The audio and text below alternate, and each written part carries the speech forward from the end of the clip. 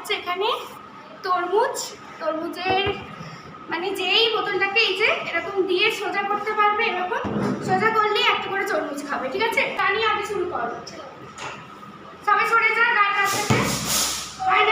হয়নি বাবা, তুই এইগুলি ঠিক করতে থাক। হয়নি, সরে যাও ছোটকা। লাইন দিবি তো টানি।